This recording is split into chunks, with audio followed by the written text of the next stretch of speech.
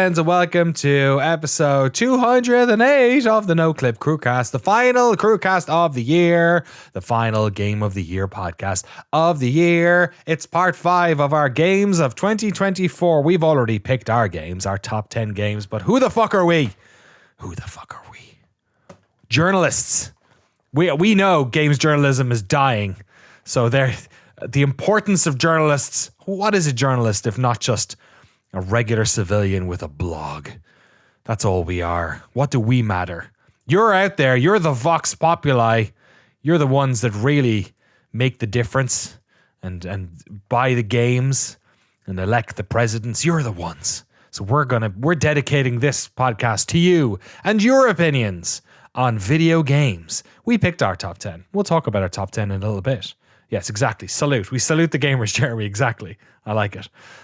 You can only salute if you also are a gamer, though. It's not, you know, to be in your gamer uniform. Exactly. It's not kosher. If you're not a gamer, you are not allowed to salute other gamers. I'm wearing sweatpants, I'll have you know. Oh, wow. Okay. I'm in half of my gamer uniform. That's like rank 7, is it? That's pretty high up there. Yeah. That's impressive. Your pinstripes. You're just, I was about to say streaks. What do you call them? It doesn't matter. My brain is in pudding mode because this is the last podcast of the year and we have a lot of games to talk about. We have a crazy list here collated by Jesse Garasha of all of your votes from the community post that went up on patreon.com/noclip. There was 270 comments on that thread. It was a lot of people giving their opinions, thousands of likes, and no dislikes. They don't do dislikes on there. And from there, he has used the power of math to collate this list of 98 games. We're not going to go through every single one of these games. I've pulled aside some comments from some of the games we've not talked about. I'm also just gonna we're gonna have fun today. We're gonna do some free balling. I'm just gonna at some stage we're gonna talk about some games. Some stage I'm just gonna randomly ask you all to pick a random game from a section of the list.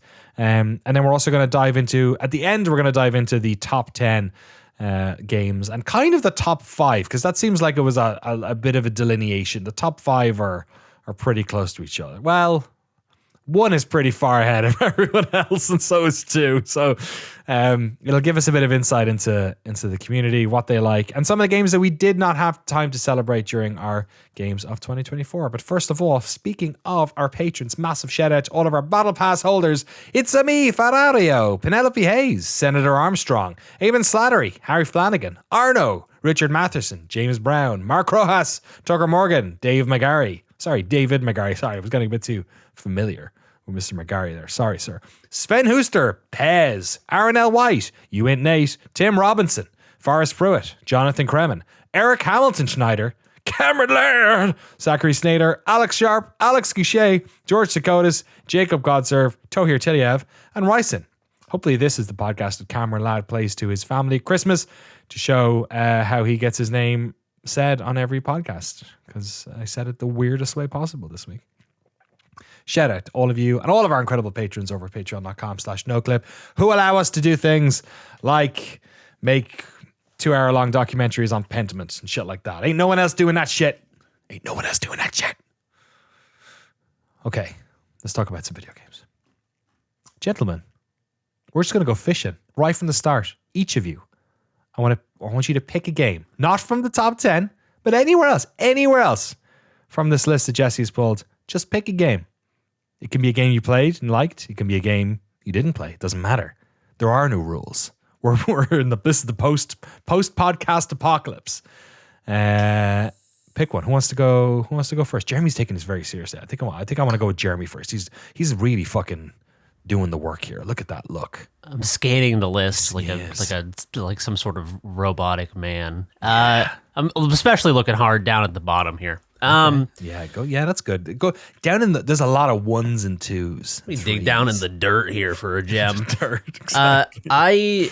I'm not saying this is like the one that got away. Like this isn't number 11 on my top 10, but a game that I really did enjoy this year was Enshrouded, which had 1 vote. Wow. In the 97 position on this list. It is. Enshrouded, sort of a kind of like a Valheim if you swapped all the boats for gliders. It has a very, very good digging system as well. And yeah, I don't know. I don't think it's like spectacular, but I had a lot of fun playing it with my friends, and I think all the best moments were just kind of like the building tools and the digging tools were very good and very adaptable and modular. So we would just build like insane tunnel systems and shit. Literally the most fun I ever had playing Enshrouded was my body with all my loot fell into like a big pit of poison, and the only way to get all my stuff back was to get close enough to the body to loot it, basically. And we did we dug a series of tunnels like you know how hiking trails, when they go up too steep an area, they do switchbacks. Yes. We did like switchbacking tunnels down through this giant cliff to get to my body, and it took like an hour and a half, and I don't know, it was just really fun. So yeah, I don't know, just like a sandboxy game that it's not quite game of the year material, but I had a lot of fun with it. Excellent. Yeah, that was a game that you recommended to me, and I think I would have really liked it if I had a group of people, because it was kind of like the new what you call it, the Valheim. Yeah, exactly. Yeah, it was kind of that one. Did you guys play it, Frank or Jesse? No, Nope. I'm in the same boat where it's like I kind of only will play single player games because it's hard. Like it's always hard to convince other people. Like, all right, let's all buy this $30 game. Are we all free to play it? So it's like, if the best case to get a multiplayer game is if it already has single player stuff, and then there happens to be multiplayer, but it looks cool. But yeah, I just haven't checked it out. It's fun. It's not like the combat isn't insanely good. The quests are incredibly basic. Yeah, I don't know. It's just like it's interesting enough. It's good with friends. Good with friends. And shout out to Ben Glazebrook, who was the single voter for Enshrouded. I found it there on the page. Jesse, why don't you go next? What's one that stands out to you? Yeah, number 44, Flock, was one that I played a bunch this year from Hollow Ponds and the rest of the team there. Really, really just beautiful game about going around and maintaining a different set of creatures that you find. You're hunting for all these little scrunkly freaks, blobs of color in this beautifully put together world that is very vibrant. I think I called it like a breath of fresh air. It really filled up my lungs with air. Maybe you want to go outside too and like become an ornithologist and whip out the yes, exactly. And a game that makes you want to touch grass is usually pretty high up on the bar. I liked it a lot, and I thought it sounded great. It was just like one of those games you could put on your second screen and listen to it. It's just so beautiful. I got turned away from it because one, the stupid arbitrary thing I've mentioned before, where this is the third video game called Flock that I would have played, and I think I have a mental block there apparently. And then also on the Steam page it says it was multiplayer and co-op. Can you play the single player? Yeah, I played it fully single player. I don't even know. I mean, I guess multiplayer is probably just. I found the little scrunk over here. He's scrunking, and I think there's like a ghost system or something. I don't know. But regardless, I played it fully single player and had a absolute blast. So, all right. Yeah, I wonder why they put that there. Maybe it doesn't turn away people like it turns me away. But whenever I see multiplayer and I'm looking for a single player thing, I go, oh, okay, then I won't play that. Flock. Pick it up on Steam. Frank, what about you? You gonna grab one of these?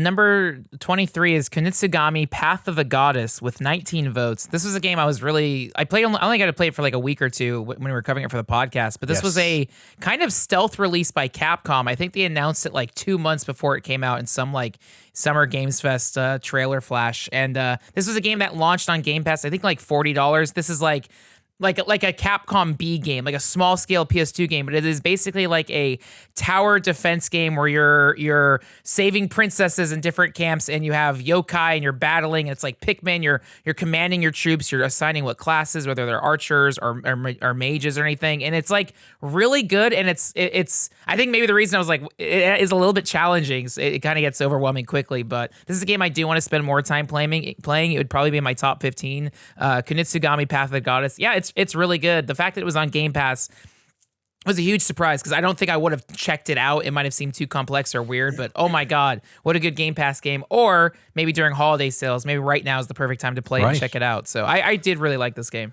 19 is a decent amount of votes for that game, and it's kind of Pentiment-like in that it is a big studio working on a weird sort of indie-sized game inside of a larger studio system. So that was pretty cool. It was a game that Capcom actually reached out to us even prior to its launch, prior to its announcement, actually, I think.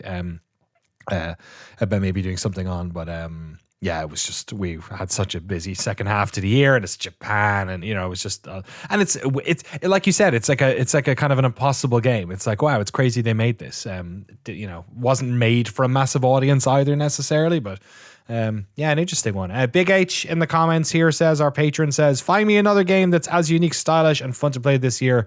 Its dedication to Japanese folklore is just the strawberry on top, which what an unarguably delicious, stressful game. Deliciously stressful game. Is it stressful? Is it a stressful game? Yeah, but the nice thing is like rounds are maybe like 5 to 10 minutes. So if you mess up, it's kind of that fun game of like, all right, what classes are better for the? It's kind of like the what Jeremy talked about in like Metaphor. You really have to pick your loadout carefully. So it's good, but it's like as stressful as doing a Street Fighter match. Like 5 minutes of stress, and then okay, let me reset. Let me feed the princess some cake. Whatever. That's a thing you could do in the game. So yeah, it's really good. It's really good. One game I'm going to pick out here is sort of one that I had, but it's, I don't know, is this fair? I guess it is. So Abiotic Factor, it was kind of available in some way last year. I think that's maybe when I'm not sure when I played it, but it came out of early access in May of this year into wider early access. Like I think it was in like a request only maybe or something. I can't remember exactly. But Abiotic Factor is the weird sort of Half-Life 1 multiplayer. It's not a survival. It's kind of a crafty game. It's kind of a survival game, but it's not. It's underground predominantly in the office horror of the first Half-Life. Very sort of in that wheelhouse. Similar type of animation for the friendly and enemy characters as well. I wish I played more of it. It's another game like Enshrouded that if I had a little crew, if I could get my crew to stop playing Dota and like I did with Valheim, I'd be able to have a bit of fun with it. But yeah, that game is an absolute treat. Did you guys play that at all? No, I had my eye on it. I tried to convince my friend group to play it, and we looked into it, and I think we've just played too many survival crafting games for it to, even if I don't know how much survival craft is in it, but it, I don't know, even just like the stench of it around was like, well, I don't want to eat at that restaurant. We've been to too many of those restaurants. Aaron Nielsen, our patron, says, it feels like Half-Life. This one might be cheating as it's currently in early access, although to me it feels like a complete game already. Features, shoutouts, this is probably, include a 6-player co-op PowerPoint cable crafting system, fascinating facility to explore and secrets to uncover, and it's set in the Australian outback and horribly good voice acting of New Zealanders attempting Aussie slang. That's pretty funny, actually, that they did it that way. I did appreciate that. From what I gather, it has sort of more of like a curated experience to work through. There's sort of like a mini Half-Life adjacent kind of thing going on here versus, which, like I love Valheim is one of the best survival crafting games ever made, but after a while, the procedurally generated world starts to, show it's infinite. It's the nature of its infinity is very limited because you start to recognize things and see how it's all just like kind of the same in a way. It's funny I wonder if that subgenre hasn't taken off like people thought, because Enshrouded is similar in that it is a campaign, like a story that you complete, and you can see why people wouldn't do it, because it's a lot of work and then players burn through the content. It's the Destiny problem, right? So I get why they didn't, especially in games where you don't want to necessarily. I feel like this subgenre, if you just added in a bunch of grinding to it, people would be really pissed about it. So I wonder. Ashley Bradshaw in the Patreon comment says, I'm just glad Void Crew and Abiotic Factor got releases pushed back to next year. This year is stacked. So both games are apparently coming out next year. Speaking of games that came out of early access, should we talk about some that people mentioned that came out of early access and also DLCs? Sure. Okay, thank you. That was a soft lob. There was really only one response to that, so appreciate it. I thought it was a rhetorical question. It sounded inherently interesting to me. Section setup or something. Exactly, yeah. What if we all just stonewalled them and just sat here in silence and no one spoke? You know what? I don't want to do that, actually. Let's do something else. we can do, actually, we can do something else, but it's just 3 games. Should we do it? We get it? Let's do it. I'm psyched. There you go. Thanks, Frank. First one here, David Smith said Satisfactory is, in my opinion, needs to be on a list somewhere. Amazing game. Satisfactory did come out of early access this year. Have you guys fucked with Satisfactory? We were going to do a doc on Satisfactory, and then my gallbladder went bang, or it didn't really. It had to be taken out. It went. Much less exciting. Yeah, but far more painful. Well, maybe not more painful. Satisfactory, made in Skövde, I think is how you pronounce it in Sweden. The same town as Valheim, I think. Yeah, right there. Across the street from each other. There are meticulous people over there. They are, yes, exactly. And industrious. They need to chop down the trees to build the power plants. Did you guys fuck with Satisfactory over the past 8 years or whatever it's been around? It's been around I played a long about time. 20 hours this year while I was just like reviewing podcasts or listening to stuff in the background. It is like, it's one of those games that'll hook you in if you like the automation gameplay aspects of it. Another one on this list that I'm sure we'll talk about. I'm interested to see how much of it is there. Factorio, one like that. It's just 3D. It gets, I think, a little... Like there's just so much to it. It can become a little overwhelming, especially early on. But once you sort of see the ideas that they're going for and you reach a certain level of upgrades, you could, I don't know. It's just a fun automator game about making things happen. You're building a space elevator. Whoa, it's fun. It's a good time. What was that other game you mentioned during that? Oh, Factorio. Factorio, which is on this list Space here. Age Yeah. came out this year. The Miles DLC. McGowan mentioned that this game has consumed my entire being. I can't stop thinking about it even when I'm away from my computer. I've not felt that way about a video game in a long time. The original Factorio was already an insanely deep and beautiful automation/factory game, easily one of the giants in its genre, arguably the best. The expansion has added a huge amount of content. The feeling of leaving the planet for the first time and landing on a brand new, fresh world to exploit relentlessly is just unforgettable. Another one of these games I feel like, in another life I would have enjoyed playing a lot of, but I am somewhat intimidated by. I remember playing Factorio very early when it was first released for like maybe 5 hours or something and thinking, oh man, this is amazing, but just never went too much deeper on it. Any of you guys? Never. No, not Probably really for my the same genre of reason. game. Yeah. Same reason. Yeah. Which, there are some games that just like initially the trailer is almost working against them sometimes. And you're like, oh, that's the end game. But both these games got in the top 12. Factorio was 12th on our list with 49 votes, and Satisfactory was 7th with 93. Perhaps to be expected with a game that's been in early access as long as it has been. Daniel Shutt comes in with another one. Not sure if this will be a popular one, but 7 Days to Die released into 1.0 this year and is by far my favorite zombie thing I've ever played. Another game I have completely slept on. It only got one vote, but it did get a vote. You guys played that one at all? No, but I saw the developer's name is The Fun Pimps, so now I feel like I have Wow. to. I have to. Jesus. That's such like a not your studio? 2000s era like rapper name mixed It's like with. it's very Saints Row. I'm like, yeah, okay, I'll play anything by The Fun Pimps. This looks great. Hell yeah. Fun Pimps. Man, that sounds like a band that would play at the Game Awards. Yeah, like that's my favorite ska band from 2002. Which era of ska are we talking about? Oh, the third wave for sure. Okay, thanks. Yeah. All right, gentlemen, back to you. Pick one again. Do. Look at the list. What you got? I'm frantically checking to see his 7 Days to Die on Game Pass. I want to play that right now. Sounds like a Game Pass game, doesn't it? Yeah, one game I liked but kind of just like moved on from quickly was Dragon's Dogma 2. Yes. That came out. Let me see where that is on this list. I had Dude, it. that is a game that when I saw it commented, I was like, that came out this year. I totally forgot about it. Again, the year of JRPGs, so much stuff came out and it just moved on. Now Dragon's Dogma 2 is like whatever, fantasy setting, but it's hack and slash action adventure. And since it originally came out, they added a patch that made the game easier, because that was my surprise. I started playing and I don't know why. I think I had just played another like hack and slash game. I didn't want to do sword combat, so I picked an archer, which probably made the game so much harder, but I just wanted to shoot gargoyles or whatever. I just wanted to have fun. So I played a little bit of it, but like I don't know. It just never gelled for me 100%. And I remember there was one moment I kept dying, getting so pissed off, and I think I was like, "Screw this game."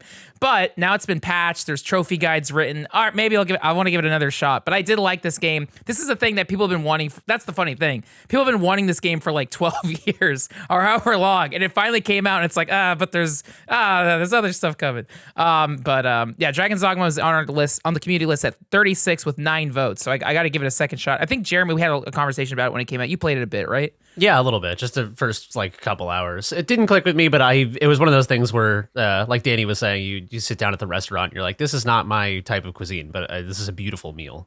Mm-hmm. I've got a comment here from Iffy Vardarli. Dragon's Dogma 2, it does everything the first Dragon's Dogma did better. The combat is expanded and surprisingly works with how many interconnected systems there are. I will forever cherish my battle with a griffin that was way above my level that I encountered on top of a hill and fought tooth and nail down the hill like tales of old. The open world gracefully became an organic, it's probably gradually, battlefield for this fight. Best open world in a long time, emergent and beautiful. A tough game to run on anything, but when you find the settings that work with RT, it looks gorgeous. The story is super bare bones, but hey, I'm just looking for that quest destination. That'll be my excuse to travel to the other side of the continent and have adventures along the way. There you go. That's an exciting. That even gets my loins a bit warm. Put that on the box and I would have played more of it. The story's not great, but hey, it's an excuse to travel across this world. Jeremy, why don't you go next? Yeah, I got one. Felvidek. This was a. I take that from my gallbladder, actually. Yeah, Danny, consult your doctor before you start taking Felvidek. Felvidek is it's a RPG Maker RPG. It's sort of a alt history JRPG set in. It's like Middle Ages, but sort of there's a little bit of like fantasy magic, like low fantasy magic to it.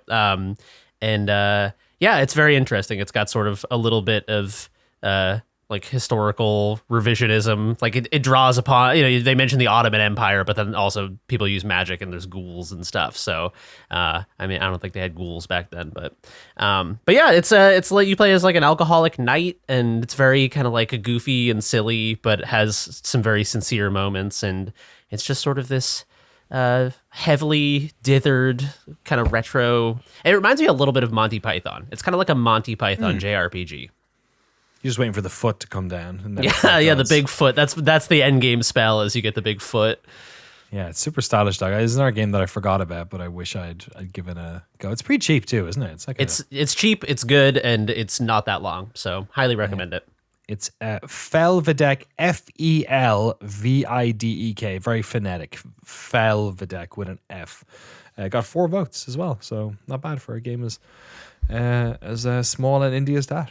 Jesse, what about yourself? Any of these standing out to you? Yeah, Children of the Sun from earlier this year was a real classic, a real goody. It's a sniper puzzler. Basically, you play as this I guess a character on a revenge path who can shoot bullets from a sniper rifle, but also has the telekinetic ability to control the bullet after the fact. It's like an arcade puzzle game where you're trying to dispatch, perhaps murderate, all of the cult members on these maps that are like, some of them are in a church, some of them are in these big open areas, and there's a good amount of challenge and strategy to where you're going to send your bullet, what you're going to hit first. Sometimes you don't want to hit the cultist, sometimes you want to hit an explosive near them or a car engine or something, and each time you hit a target you could switch the direction of the bullet, but that's the only way you can do it. You can like sort of course correct it a little bit, but it's more about nailing your targets. And I love the way, I didn't even notice this when I played it. Someone posted a screenshot and I realized when they pull out and you could see the path that your bullet took to hit all the targets, and it shows you a zoomed out version of the map, it looks like a constellation. And Children of the Sun, I never put that together. Oh, yeah. That's a really cool, I was like, that's a neat, wow. People who make video games are smart. It's a metaphor. Whoa. ReFantazio. Go to that in the comments in a section. I did skip Felvidek, so apologies.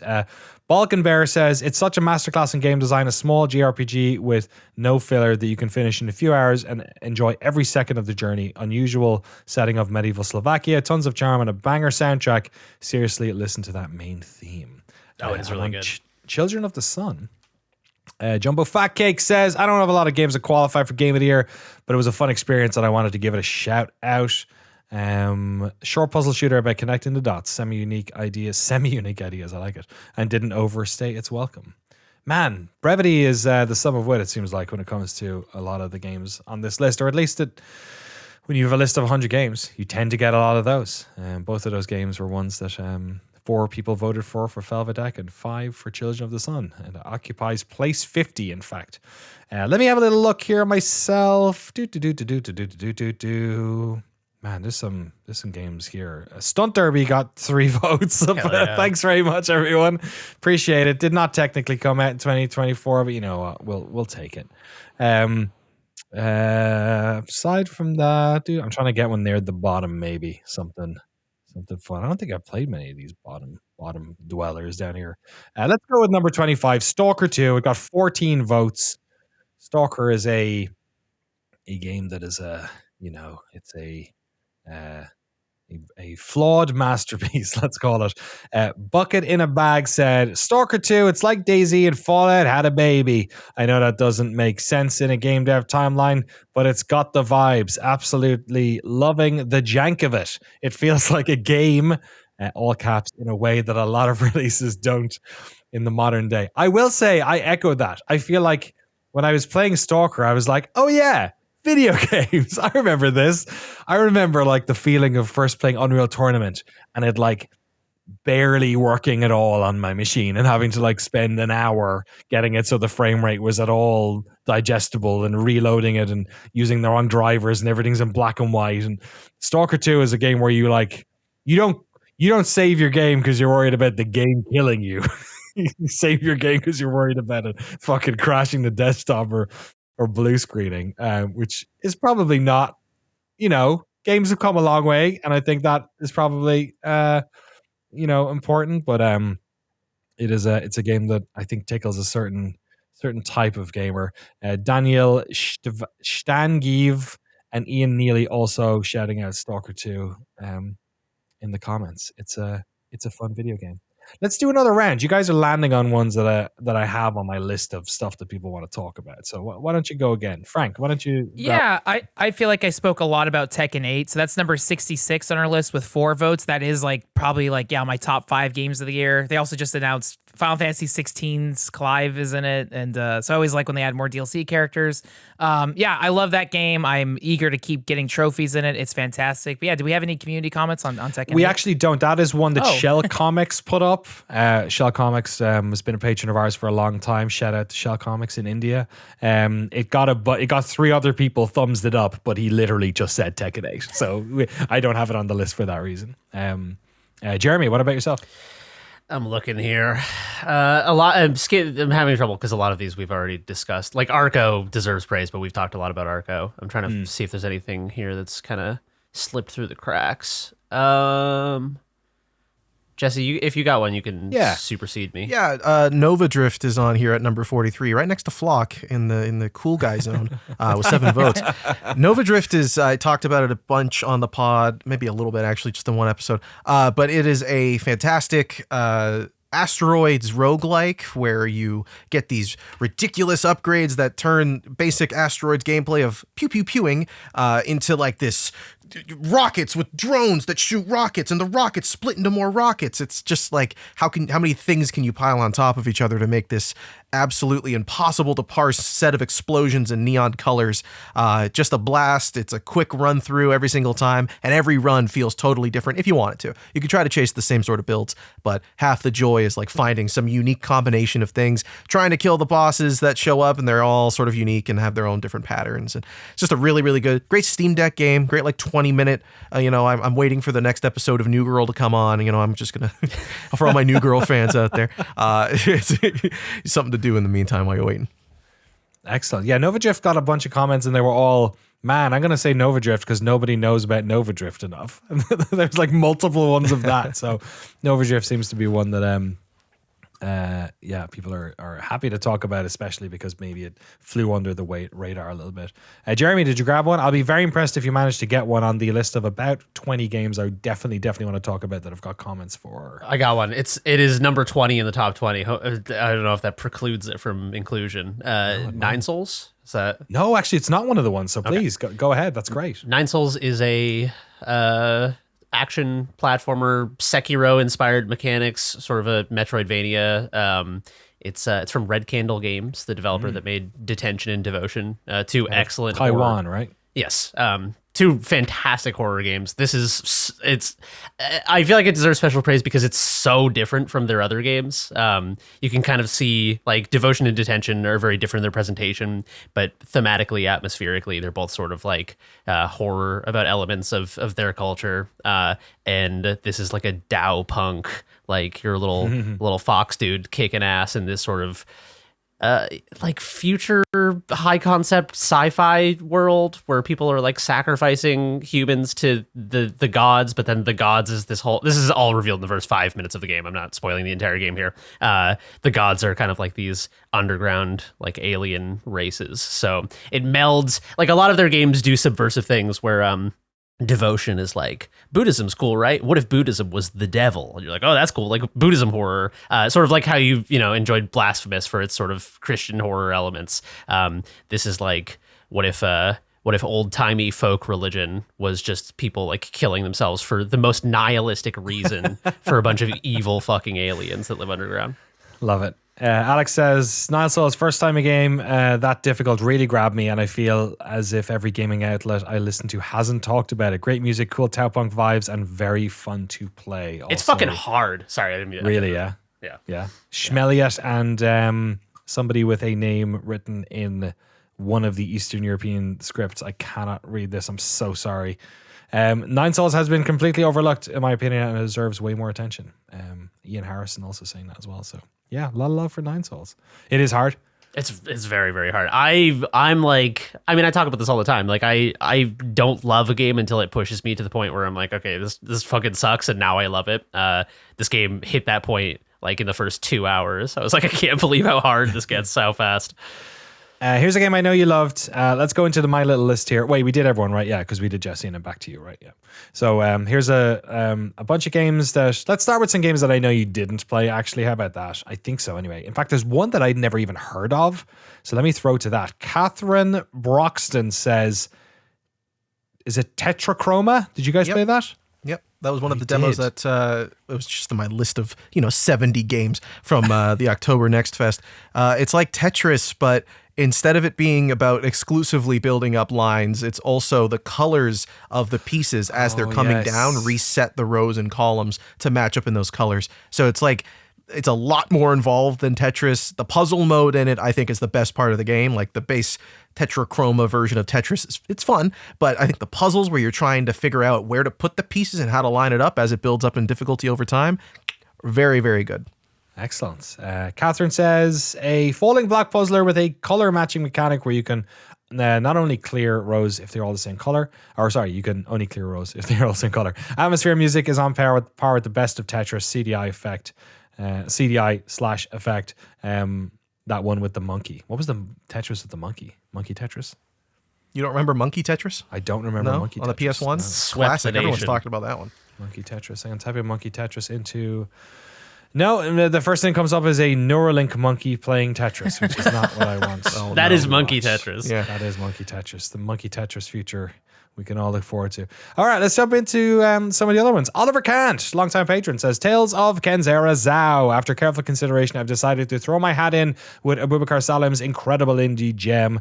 I was very close to choosing Echoes of Wisdom, but felt supporting indies was more important. Echoes of Wisdom, another game that we didn't really... Did anyone end up even playing it? I think this is the fourth time you've asked that question. Still no. No. It's just I'll play it any time. If someone sends me a copy, I'm not asking the patrons. I'm just hypothetical. If a copy arrived in the mail, I would play it. But there was an ad on, I think one of the Thanksgiving football games for it. My wife was like, "Oh, I might play that on the Switch." So, but then of course it's a first party Nintendo game, so I was like, "Oh, I'll I'll see if it's $55. And of course, In 15 years, it'll be $60. I know. Truffles Mochaccino. That's a fucking amazing name. I hope that's on your birth cert. Says Star Wars Outlaws. The world feels so authentic that I just like to slow walk around it. Also because this was given to me as a gift a week ago, and I'm so excited that I actually have a really good Star Wars game to play around Christmas time. That's true. That feels like a Christmas time. Is the key to enjoying Star Wars Outlaws so much that you'd submit it for Game of the Year, getting it for free as a gift? It might be. Yeah, I haven't played it, That but could be I just don't. Yeah, have you guys played it? I'm not a Star Wars person really, so I don't. The IP doesn't appeal to me. It's like when that Avatar game came out, and I was like, okay. I'm like a closet Star Wars fan. I don't know. I haven't connected to many pieces of Star Wars media in a long time, but I would What's your favorite Star Wars game, Jeremy? Favorite Star Wars game? Dark Forces or Shadow Knight 2. I've never played Jedi Knight 2. I liked, I like Kyle Katarn and everything, but I never continued with the series. Yeah, Dark Force is probably the FPS. Force is pretty good. Yeah. Is it Force or Force? I've played this game since I was 9 years old. Forces, I think, isn't it? It's Forces, plural. Okay, I just want to make sure I was correct here. The naming conventions of all those early games are very confusing. Jedi Academy also solid. Third person. There was one of them that was basically, was it in the Quake engine? I think it was. So it had like the multiplayer was just like crazy third person. You could put bots in there and just like fuck them up. I think that was Jedi Academy. Oh, Dark Forces used the Jedi game engine. That's sick. That's sick that you could just work for LucasArts and be like, yeah, we made this engine. It's called like the fucking dark side of the Force engine. You need special dark side of the Force, dark side of the G-Force drivers. Yeah, exactly. It was very contrived. McSmasher00 says, I am your beast. It's tied between 1,000 Times Resist and I Am Your Beast as my personal game of the year, as I am in love with 1,000 Times Resist, but I think the style, flair, gameplay, and voice acting, God, the voice acting is incredible, make I Am Your Beast a better whole. Also, isn't the voice acting done by the developer? I believe so, yeah. Yeah, that's pretty crazy. I Am Your Beast. Crow Country, that's a game you really liked, Jeremy. Yes, Crow Country. It almost made your personal. It wasn't your personal top. No, it almost. It was made my your personal honorable top. mentions. Yeah, Crow Country, retro survival horror, very faithful. Sort of feels like a Resident Evil game that takes place at like a theme park. It's fantastic. Yeah, mine is it Maine Erenice. Everyone has such amazing, beautiful names. I'm just butchering them all. I'm so sorry. Maene. Any thoughts? Maine. Oh, Maine. Maine. It almost looks like an Irish name, like Maeve or something. And then Erenice. Erenice is beautiful as well. Einys.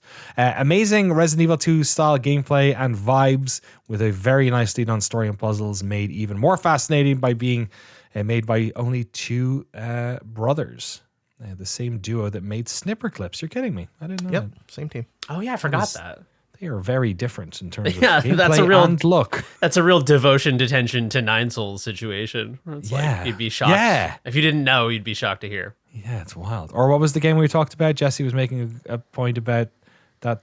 Oh, Lorelei is another one of those. Oh yeah. You go, especially the further back you go with that crowd. It's like making very different looking games.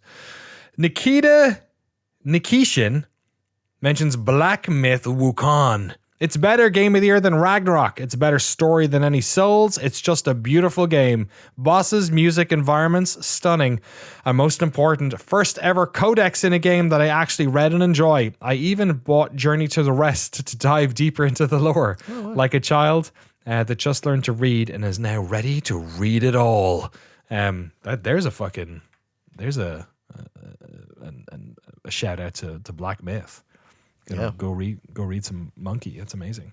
Also, there was one part of that where it sounded like you could have done it in a Trump impression, and it would like the levels, bosses, stunning, bosses, music, environments, stunning. I don't know why it felt like Trump that one sentence to me. First ever codex in a game that I actually read and enjoy.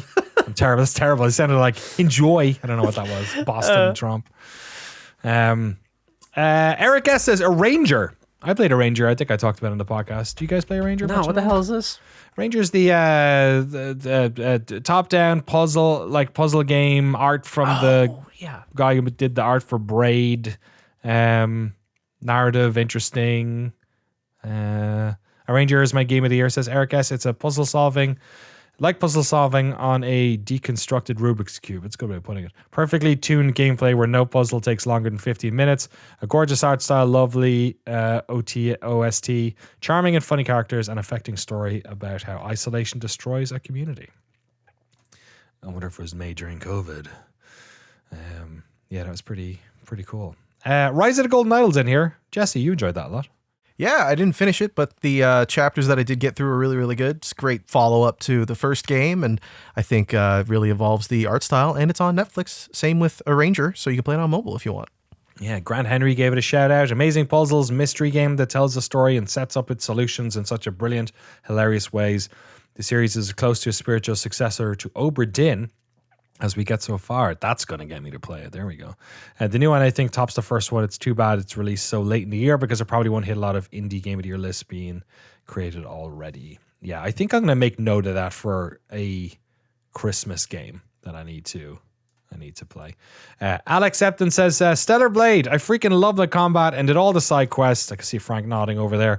It was this is great. It was non-trivial to figure out how to get old girls some pants, though. Would be nice to have that as an option from the start. So Alex is coming from the other side of the cultural battlefields there on Stellar Blade. Yeah, I do. Another game I feel like I need to play a little bit more of because I did actually like the combat in that from what little I played when it first came out. Another one here I want to mention briefly. Matt Nicoladis says Alone in the Dark, which did have its sort of reforged, I think, came out this year. Isn't it a remake that came out this year? Yeah, with the original, Stranger Things guy. Stranger Things guy.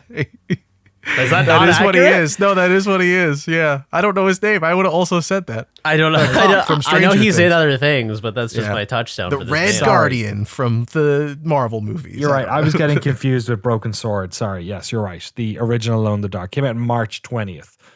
Return to Dercato Manor in this reimagination of Alone in the Dark. So reimagination. So That's what we should start calling reboots, is reimaginations. reimagine. Did they reimagine that game? I can't believe they reimagined reimagined it. it this year. They came up with it. Wow, that's so cool. They did. They They did came it up with again. an original idea again.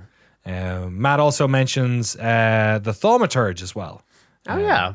Yeah, physical releases apparently coming out December 19th as well for the Thaumaturge. I did enjoy the Thaumaturge.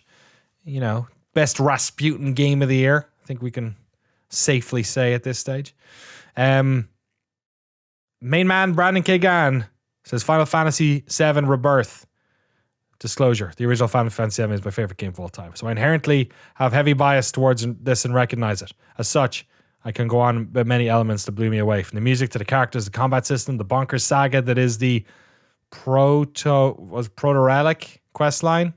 Proto-Relic. You guys are Final Fantasy fans? I've never heard that. I've played 90% of the Final Fantasy games. I've never heard that word. But Is I that the have one not where played the Rebirth. bird's feather brings you back to life? Is that what that is? The proto-relic? Oh my Isn't god! it? Oh No? my god!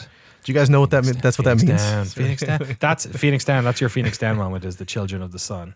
Oh, yeah. Yeah, the Yes. realizing the constellations, yeah. Wait, down. Having many iconic towns and locations fleshed out, the various regions of the world. This has catapulted me to being my second game of all time behind the original and ahead of remake. Man, Brandon Kagan is a one-issue voter. Very cool. Can I share a Phoenix?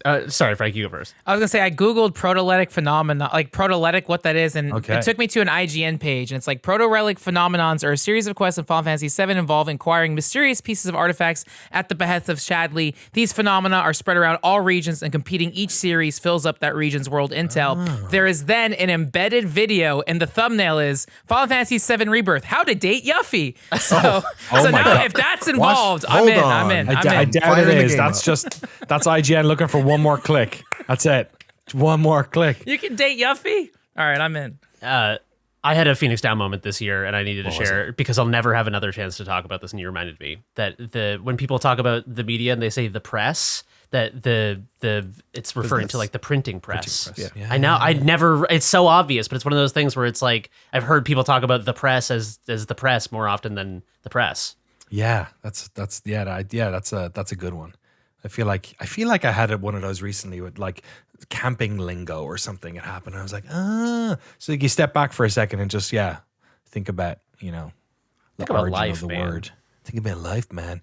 Think about Tactical Breach Wizards. That's what Felipe Andrade is doing. Extremely funny and compelling writing, great cast of characters, lots of cool world building, and banger tactical gameplay. That's another one I need to play more of. The writing is really fantastic in that. Wolfie also mentioned Selaco. Game is truly amazing, and I really love the retro graphics, and the fact that it runs on open source fork of the Doom engine is even more amazing. That is true. It's pretty crazy it did that. Ultros, JC mentions. Gorgeous art with novel bite-sizing of search actions and a wonderfully affecting story. It is the biggest moment from any game made this year, and the farming/platforming challenges of the back end is a fantastic way to reuse a transforming map. Astounding game. I hope it gets more attention over time. I do feel like I want to play more Ultros. What about you guys? Did you touch it at all? No, I need to. It's on my list. I love weird psychedelic shit, and I love Metroidvanias. Let's jump into the top 10. For the moment. It may not be the last time we do it, but it'll certainly be the first time. Does that make sense? Yeah, that seems right. The opposite is what I was trying to say. The first one here, it's actually joint 10th, is Final Fantasy VII Rebirth, which we just mentioned, and Prince of Persia, The Lost Crown. Both of these are reimaginings. Hey, Frank bought the game. It went Black Friday for $15, so I Wow. got it. It's still shrink wrap. Expensive, baby. Poor Game of the poor year. Yves Guillemot. What's he gonna do? Where's he gonna go? He has no money. You stole it from him. Will the Ubisoft shareholder buyout happen in 2025? I shall have to wait and see. Yeah. Both of these had 51 votes. Prince of Persia was a game that almost made it into our top 10. It was kind of right on the cusp there. And then Final Fantasy VII Rebirth. Why didn't it? None of us played enough of it? It came out. It came out like the week I left for Japan. So it was like, I started playing it. I loved it. And then I went to Japan and I came back and was like, I need to be in Japan. So I just played Yakuza games for 6 months straight. So, but my like holiday, like the two games I want to play over the holidays is like Final Fantasy VII Rebirth and Dragon's Dogma 2. I just got the platinum on Infinite Wealth and uninstalled it. So now it's like, so I finished my January game. So so I'm going to catch up on stuff. But yeah, Rebirth, the problem with Rebirth was I started playing it, but it's like, this is just more Final Fantasy VII Remake. I like that game. There's so much new flavors out that I need to try something different. Like that's why Persona seems so fresh, and even like so that's why it was like I like this, but I kind of done it before. But now it's been enough time. I'm down to play it. It's interesting that Indiana Jones has 6 votes in 45th. When did we close this again? On the Was it like a 13th. day after it came out? I think It might have been the Would week have been after. like 4 or 5 days after, not including the pre-release window. Okay. So it wasn't so crazy. Yes, but it is not in our top 10. What is number 9 is Thank Goodness You're Here. What a funny little weird man game. I need to play more of this as well over the break, I feel like. Did anyone get very far in this? Any of you guys? I played like 2/3 of it. I did not feel compelled to finish it, even though it's a short game. I think it's one of those things where it's I really appreciated it. I think if I grew up in the culture that it was referencing, I think I would have gotten more out of it. I kind of felt like I was a weird anthropologist in this world. And I was kind of like, I know this is like referencing a specific archetype that if you know it, you'd be like, I can't believe it's one of those guys. But I was just like, oh, okay. This dude's like an alcoholic or something. Tactical Breach Wizards, which we talked about already a bunch. The super game. It got 92 votes. Thank Goodness You got 54, just ahead of the other two. Tactical Breach Wizards is a pretty high jump up. And Satisfactory has 93. And then Metaphor ReFantazio in 6th with 94. They were all really close to each other. ReFantazio. We've talked about a lot on this podcast. Who's going to complete it? Do you guys? Who's going to go the whole way? Yeah, I will eventually. Yeah. There is a cardboard stand-up of Hulkenberg in Akihabara, so I need to. Bring a second suitcase. Go steal it. Yeah, I gotta take a picture with it. So I gotta play more because there's also merchandise. My friend already got me some stickers, but I gotta go. That's what I do before these trips. Is I consume as much and then I just go nuts and buy all the swag. So I do want to beat it, but like. But this game, like, it's like, I feel like if you try to binge it, you'll get sick of it. It's so good, but it's like, I feel like, I don't know, you got to space it out, I think. Yeah, do the Jeremy thing. Play 5 minutes of it every year, and then you'll finish it by the time you're 60. I'm going to finish it by the time it's like 2043. Yeah. By the time it's the distant future. 100. Yeah, no, I am going to try to finish it. I'm going to play a bunch over the holidays, and I have no idea how long this game is. I've been afraid to how long to beat it. So I will chip away at it for the rest of my life. Beautiful. Top 5 games, though. Let's talk about them. I'm going to pick one quote for each of these as well, so we can just chew them over a little bit. In 5th place is Jeff Keighley's game of 2024, Astro Bot, with 118 votes. It also made it into our top 10 of the year as well. Perhaps unsurprisingly, it won over just about everyone on the crew. Dan Reader says, an extremely well-made and joyous game. When I was a kid playing Super Mario Bros. 64 and Crash Bandicoot, this is what I thought games would be like in the future. It's almost like they made one like they used to, you could argue. Some might say. Some people are saying that. That's basically the same thing we said, right? Leighton O'Neill says 20 hours of delightful platforming and nostalgia, 20 hours of counting 20 hours and counting of easy to finish, hard to master speedrunning shenanigans. That's true. I feel like a lot of that's going to happen over the Christmas break. Number 4 is a game that did not make it into our top 10. One of 2 in this top 4. Helldivers 2 briefly took over the world of video games and videojuegos.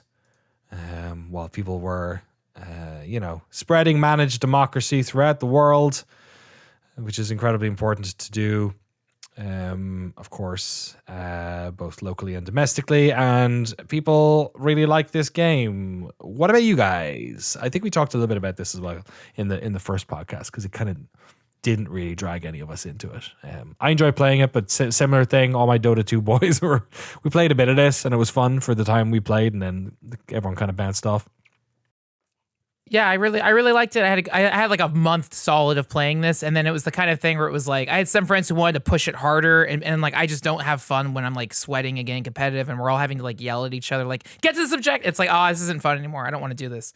But I also feel like it's not fun to play single player, but it's like you need to. I can enjoy it casually. Now a lot of people are talking about it again because they just put out a new update. There's all this new stuff, so I think over the holiday break I might pop this back in and get trophies with friends. But yeah, it's really good. But I'm just not a huge multiplayer guy.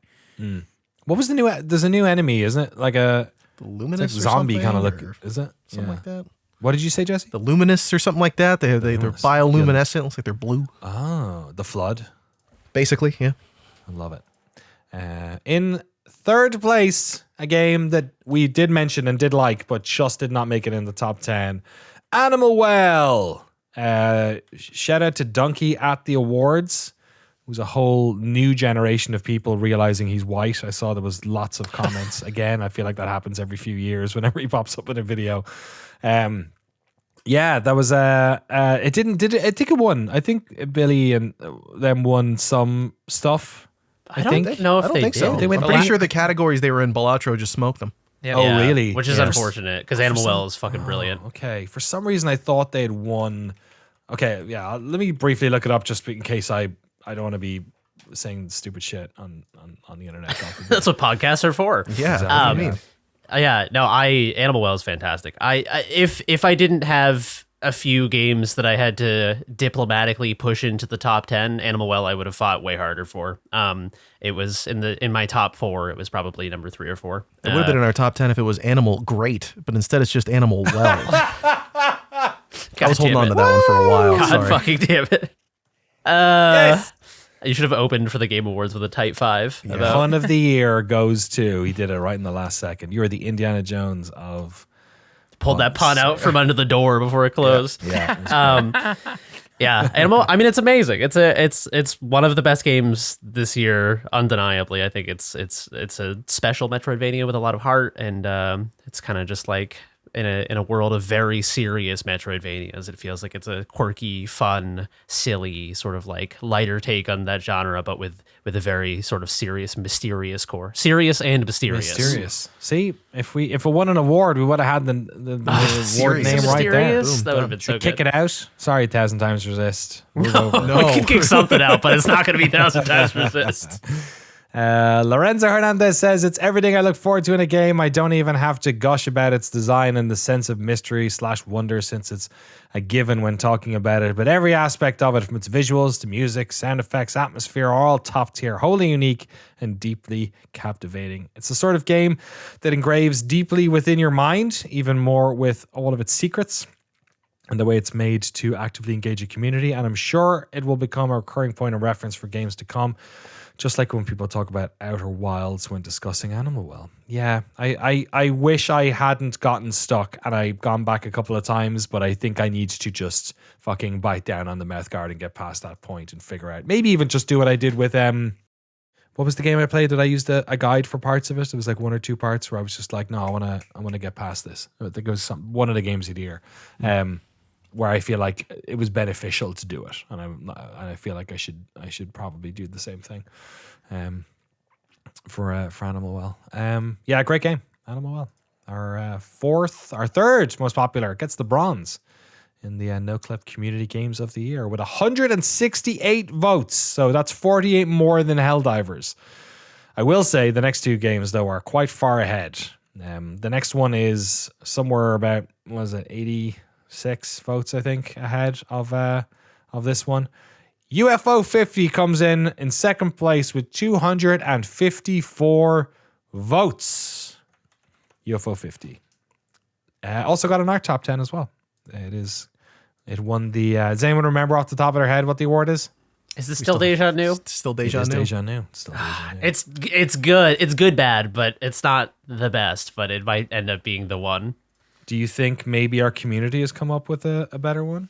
I hope Probably so. not. But let's have a listen and see.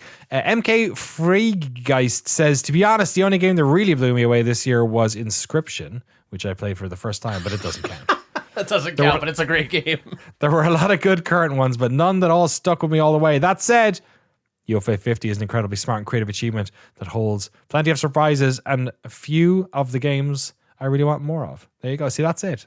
A few of the games they really, really like. D says, Derek Yu, John Perry, Eric Shirka, Paul Hubens, Tyler Plummer, Oriho Formatu. Each of these guys deserves a standing ovation, a masterclass in game design, and wow, what a soundtrack. I yearn to one day grasp even just a shred of their individual skill sets. I hope they all never stop making games, because I'll play each and every one of them. A real statement of intent from D there. Satellite of Love says, UFO 50 is a masterclass in quantity and quality, a triumph of game design. Quality and quantity. I did see. That's come up. I do like that. The quantity and quality award is kind of cute. I like that. It's super obvious. It's right there. It's roche. it's kind of lame. It's very descriptive right and accurate.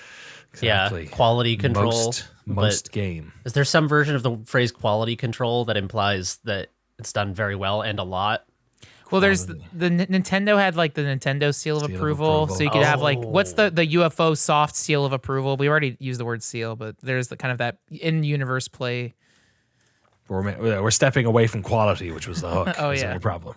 But the seal is approval the is the approval. We already have a seal as well. I know, but it's a different type of seal. Different seal. 7th seal. True. 7th seal.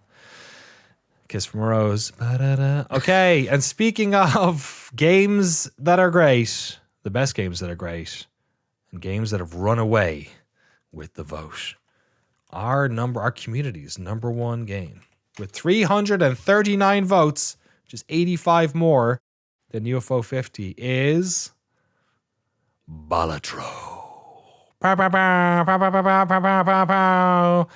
You're all addicted, you casino attending freaks. The drug of the year is heroin. Drug of the year. Yes, by a exactly. Once again, blowout margin. It's meth. That's well, depends, I guess. With quality and quantity, I guess. Yeah. It's hard to be into meth for a long time.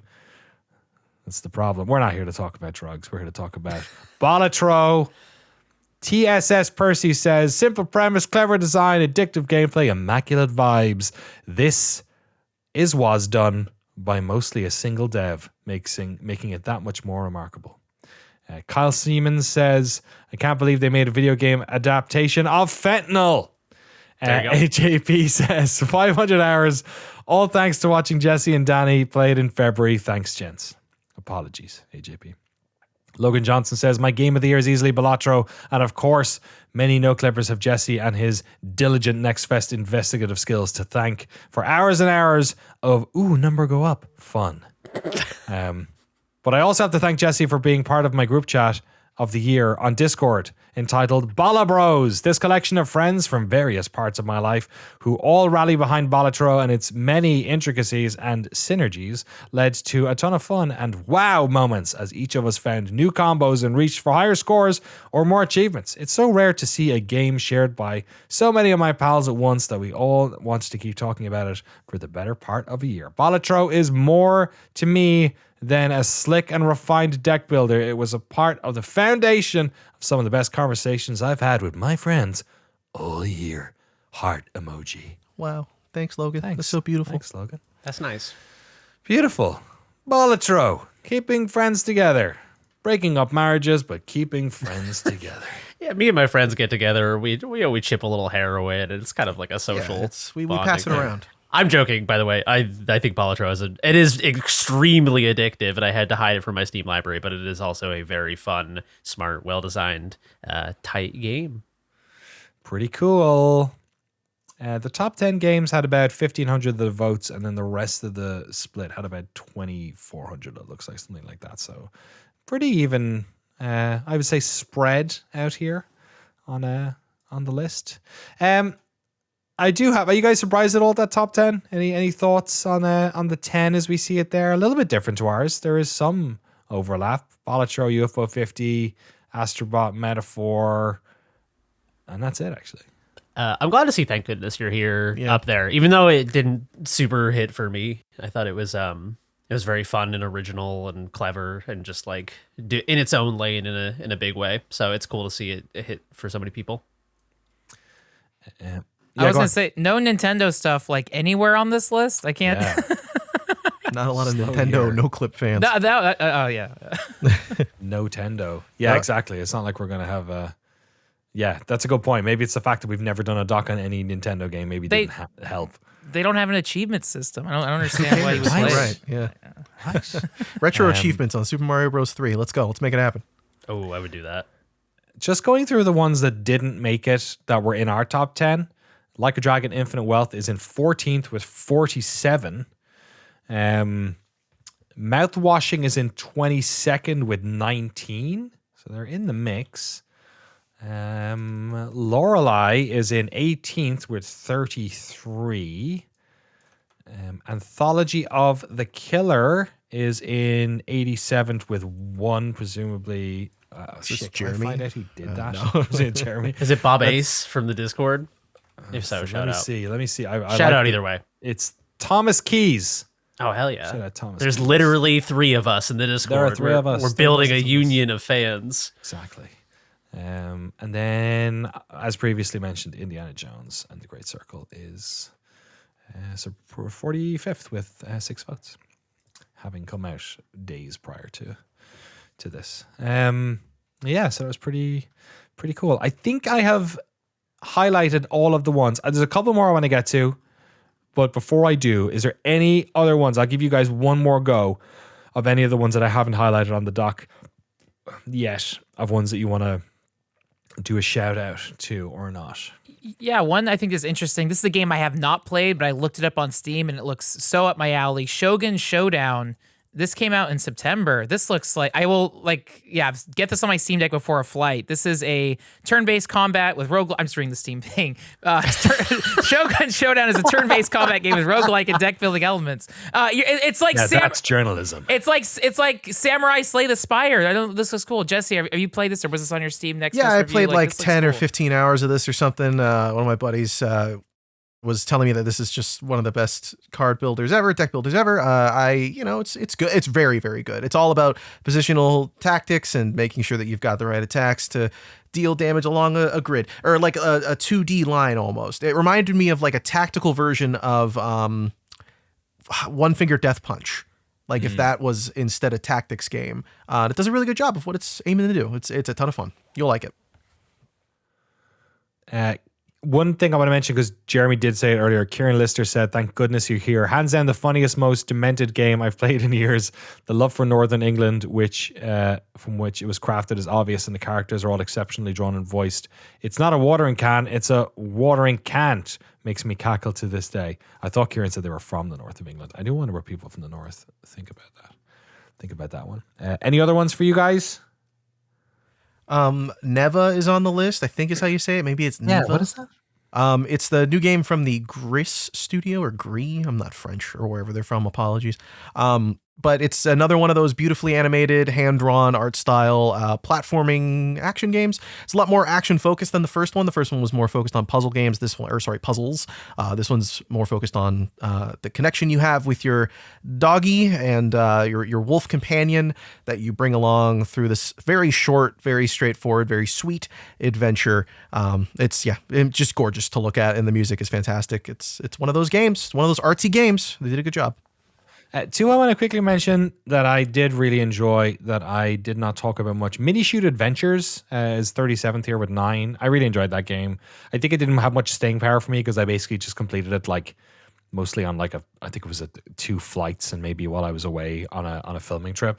Absolutely loved it. Really tight, top-down shmup, but like sort of Zelda open world. Super good. It was probably just outside my top 10, I would say, actually. Really enjoyed it. And the other one was Deep Rock Galactic Survivor. I played a bunch of that when it first came out. Sort of a more hands-on Vampire Survivors-like thing. I don't think it had crazy high sticking power for me again, but it got 6 votes here and is in 47th. So some of our community did like it. I got one. Dread Delusion. This is a sort of acid fantasy first-person role-playing game, sort of in the vein of, old Elder Scrolls or something like that. I played this in early access. I have not played the full release yet, which is why it did not get onto my honorable mentions. It's just one of those games that, I don't know. I need to stop playing things in early access because then my brain is like, oh, you've played that game, and then it comes out and I never play it. That's why you haven't touched Hades 2 yet, right? I actually played a bunch of Hades 2 on my Boston trip on Steam Deck. Oh, cool. It's really good. But yeah, Dread Delusion, check it out. If you like, weird, crusty old fantasy RPGs, if you like Morrowind, it's very good, very original, and it's very, very strange and interesting.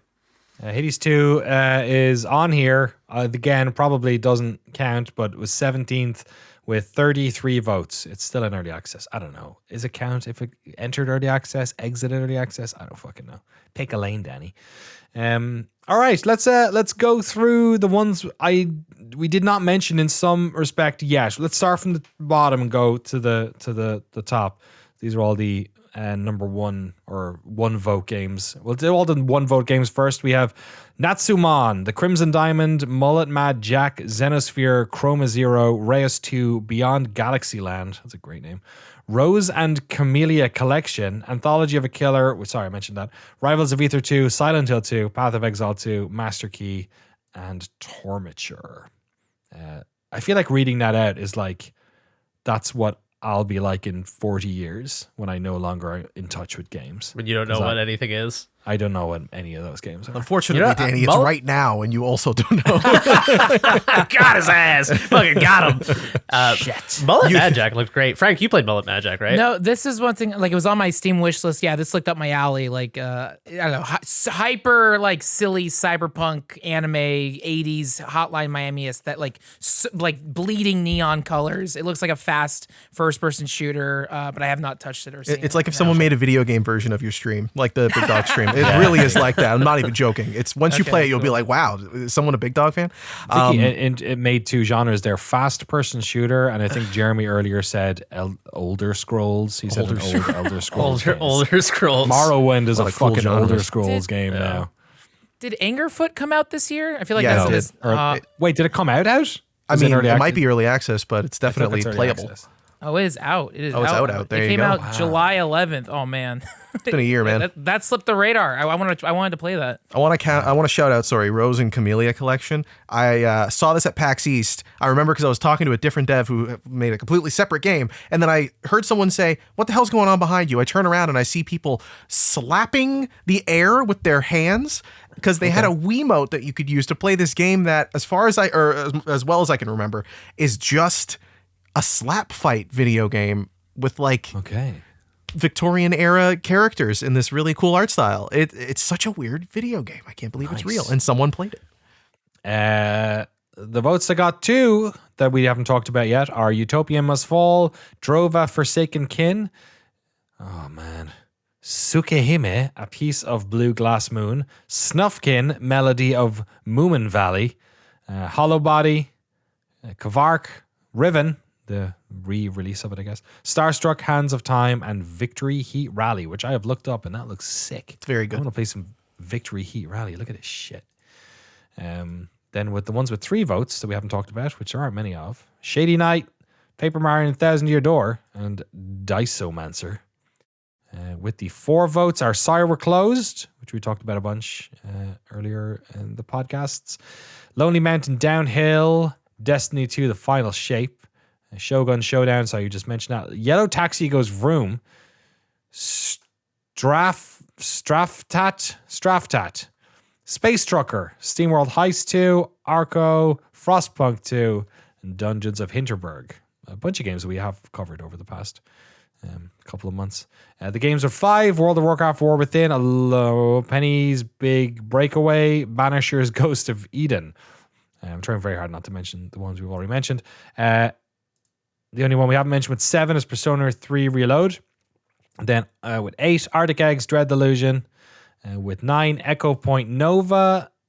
We're into the top 30 now with 12, Silent Hill 2 Remake, which in 29th, Shadows of Doubt, which came out of early access with 13.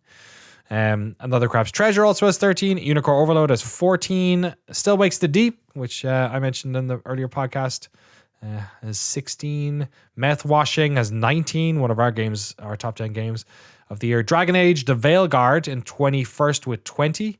Indica in 19th with 29. Very heartwarming to see that. 18 to Lorelei and the Laser Eyes with 33. Elden Ring Shadow of the Earth Tree with 16th. In 16th with 39. And then, bizarrely, all of these games have 47 votes. Pacific Drive, Like a Dragon, Infinite Wealth, and 1,000 Times Resist, which is the final game we have to give an award to, folks. 1,000 Times Resist. It's our last piece of homework before the end of the year. We need to give it an award. Jeremy, help us. Okay. I wrote down a couple things here. Okay. None of them are good titles. Doesn't matter. We're picking one. I'll spoil that immediately. These are more like starting points. All right. Okay. One of them, I had this is yet another one that works in writing and is kind of hard to articulate. I had Face of the Future, but of is in parentheses because the Face the Future, like this is a game about like looking ahead and like building a new future, but Face of the Future because this is a game by new game developers who presumably will be the face of the future of games because this game fucking kicks ass. Okay. So that's one. It's not a great one, but it works. I like it. I like the angle you're taking. It's a new approach. Thank you. I'm trying my best to save us from sitting here for the next 60 minutes going, it's like the past, but like also like the future. The other two things I had written down were that it has like radical vision or like radical new vision because it is politically radical. And also this is sort of like, I don't know. I feel like this game has sort of like it is radical in its narrative and in its approach to storytelling. Strong things to say. For sure. Yeah, for sure. Radical no cops in my future. What was the first part again? The first one? Face of the Future, but of is in parentheses. Of the future, okay. Again, that's a hard one to say because like if you say Face of the Future, it's a Schrodinger's title. You have to commit to one of the two interpretations when you say it aloud. That's true. And the third thing I had written down was something about like revolutionary vision or like I feel like this game is about revolution and basically all of it's sort of like Give it the Civilization Revolution Award. the Cultural Victory Award. Yeah, it's revolutionary, but it's also revolutionary can, refer to sort of like it's a revolutionary new type of story in games. I don't know. It's very hard for me to pinpoint other games that are even remotely on this level of like talking about politics, doing it radically, so doing it in a way that is very serious and also sort of like daring storytelling. I wonder, for me, the strongest starting point is Radical, because I think you can pair Radical with lots of things. And if we pair Radical with something that is like Vision is good, Radical Vision is good, but like Vision isn't something that I would like if we had a noun or a verb or an adverb that was connected to the game in some way, you know what I mean? Like the narrative or something to do with the character. What's her name again? The Watcher, Iris, All-Mother. Iris, all of them, Watcher. I guess, are all the same character. Yeah, really. yeah. If you break it down. Radical Watcher. No, Radical. Well, that makes Radical Viewpoint. Vision work too. Yeah, Viewpoint. Radical View. Oh no, Vision. I guess Vision does work with Watcher. That is what I was thinking, because it's the vision Okay. for the game, and it's also Watcher's job is to kind of, behold the history and observe. And Iris. Yeah. Was And that Iris Jesse? Were you is- doing a Dre 2001 reference there? the Watcher. Yeah. Oh no, I wasn't. Okay. I thought he whispered the Watcher, and I was like, shit. I also just realized that Iris Things is just a- ain't the same for gangsters. I Times just realized change. that Iris is a part of the eye, and Yeah. Watcher is. I never fucking connected that. Dude, wait a second. Maybe that's it then. That's your Phoenix down. That's my Phoenix down moment. Another Oh, it one, is. dude. But Radical Radical. I think new might be superfluous. That's my only thing. Yeah, Is it yeah. might be Radical the two Vision is word. what I have written down. Oh, you do? Oh, sorry. Okay. Well, I'm just editing myself then. Yeah. Radical Vision. I like it. I think it kind of works. Works for me. Yeah. And not just because I want to get a fucking name down. I think it is actually, It's a good name. Yeah. that's a strong one. How do you feel Good about shout, that? Jeremy. Yeah. Thank you. I saved us all from and you, dear listener, from listening to 30 Yes, minutes that's of a us good going, point. yeah, well, like it's like about like the past, I guess. Okay, that's it. We've done it. We've slayed the beast. It's done. Frodo crying. We've named all of our games of the year. Let's go through them one more time. Like a Dragon Infinite Wealth wins the Endless Vacation Award. Metaphor ReFantazio wins the JRPG Tolkien Award. Indiana Jones and the Great Circle wins the Hat Man World of Exploration Award. Forgot about that one already. Great. Balatro wins the My Dad Went Out for a Pack of Balatro and Never Came Home Award. Astro Bot wins the They Made One Like They Used to Award. UFO 50 wins the Deja New Award. Last chance, guys. Any other? Yeah, let's give for this that? let's give this 30 seconds Sure, of just okay. see if there's any sparks flying. Anyone have anything that's like, yeah, the only Choice Paralysis Award. the other one that is actually pretty good. The other thing we mentioned is Frank brought it up a bunch too. The like making The Play history, Forever creating Award. history, or Oh, like yeah. Play Forever is good too. The next 10 years of games to play. Yeah, I don't know. Deja New is the thing it has going for it is that it is like a word play, and that seems to be one of the dominating characteristics of a good award title. Yeah, it's a good one of it has that feeling of just trying to, establish it now, but it's like it's an old game, it's a new version of history. They're retconning the past. I also, one of the things I do like is that Frank mentioned the Nuevo award as well that they do at the IGF, which is, so new to me feels like a sort of a shitty indie award you'd give a game, and this game has so many indie games in it. I'm That's like, true. Shout out Anthology of the Killer, this year's winner of the Nuevo Award. right, yeah, there you go. All right, we'll do it. Deja New, locked in. Mouthwashing wins the Burns as it Cleans Award. 1,000 Time Resist gets the Radical Vision Award.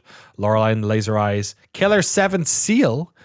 Anthology of a Killer wins the Newgrounds Expressionism Award. Like a Dragon Infinite Wealth wins the we already did those. Yeah. So sorry, Newgrounds Expressionism Award is the last one for Anthology of the Killer. And there we have it, gents. We did it, and our community did it. Thank you, everyone, for sending in all of your fantastic recommendations, comments, thoughts. on your favorite games of this year. It's been a really fun adventure for us on the podcast this year, exploring all the games that we enjoy and sharing them and talking them up and considering some for future documentaries and whatnot. A lot of games came out this year. A lot of good games came out Can this you year. even? I can't even think about games that are coming out next year that I care about. GTA 6 probably won't come out next year, but I haven't even looked at next year's releases yet. I think the I've been first so 3 months game of the is year just pilled. nuts. That's all I remember. Is that the number is crazy. Yeah. The beginning of Q1 of 2025 is never stops, baby. As soon as you get into January, it's happening. Okay. Well, we look forward to it. All right. Let's do it. I guess this also technically came out on January 3rd. We're still here in the past, enjoying then. I hope the future's fun. Hope there's still video games in 2 weeks' time.